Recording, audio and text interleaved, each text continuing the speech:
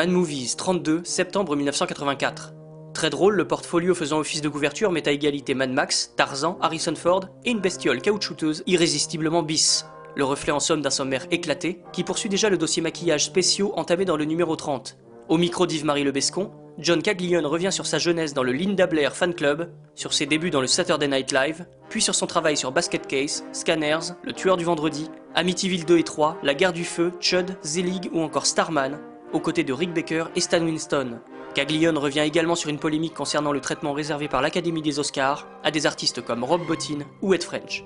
Contenant quelques beaux morceaux de bravoure en termes de maquillage spéciaux, La Compagnie des Loups et Greystoke ont droit chacun à 2 pages. Le premier, encensé par la rédaction, donne l'occasion à Bertrand Collette d'interroger Neil Jordan, lequel annonce avoir encore un merveilleux projet à concrétiser dans le genre. Le second fait l'objet d'une critique signée Denis Tréhin, saluant le réalisme étonnant de l'œuvre.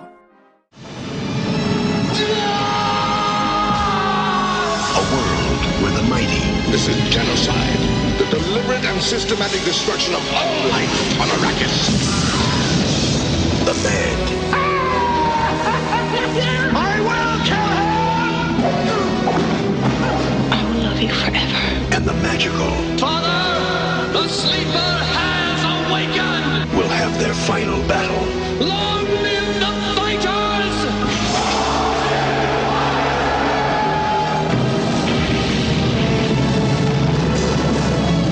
Show the slightest pity or mercy. Emperor, we come for you! Dune, a spectacular journey through the wonders of space and the mysteries of time. From the boundaries of the incredible to the borders of the impossible.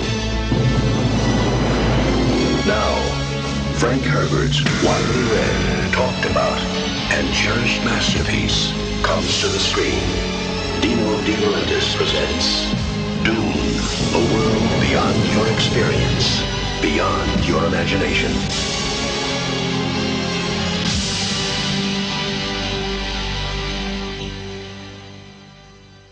Dune s'annonce comme l'un des plus grands événements cinématographiques de cette année 1984. Sur 3 pages, Maitland McDonough retrace en détail les tourmentes de cette adaptation longtemps annoncée et revient notamment sur le projet de 1975 dirigé par Jodorowsky. La journaliste note surtout l'anachronisme de la présence de David Lynch à la tête d'un tel projet ou l'audace d'un casting constitué en grande partie d'acteurs débutants. Connu jusque-là pour Eraserhead et Elephant Man, Lynch a droit en sus à un portrait de 4 pages signé Denis Tréhin qui craint que la personnalité de l'auteur ait du mal à survivre à la logistique pharaonique de Dune.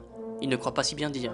Les rubriques habituelles concluent ce numéro. Dans les griffes du cinéphage, JPP frissonne devant la satire visionnaire des Seigneurs de la Route, pas encore retitrée La course à la mort de l'an 2000. Pendant ce temps, Toulek affirme que Conan le Destructeur est une épopée certes moins ambitieuse, mais plus aboutie et plus belle plastiquement que l'original signé John Milius. Enfin, Bertrand Collette crie son amour pour SOS Fantôme, et Denis Tréhin contredit totalement la critique dithyrambique du Temple Maudit, publiée dans le numéro 31, regrettant la superficialité de l'élément fantastique et le calcul marketing entourant certains personnages. Dans Avant-Première, Maitland McDonough ne cache pas son enthousiasme vis-à-vis de Starfighter, Dreamscape ou Philadelphia Experiment. Dans la rubrique du cinéphane, Thierry Ardillet continue de donner des cours de stop-motion.